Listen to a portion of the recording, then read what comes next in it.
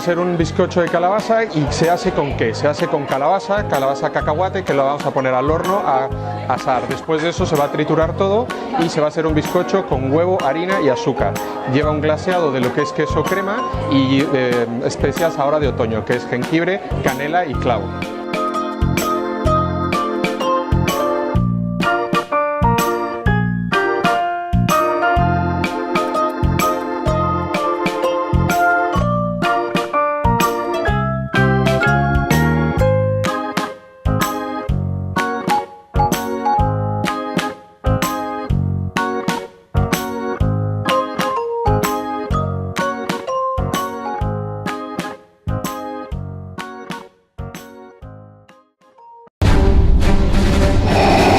Nuevos Quechu Kits y Mayo Kits Star Wars. Todo el poder de la salsa en 6 envases coleccionables.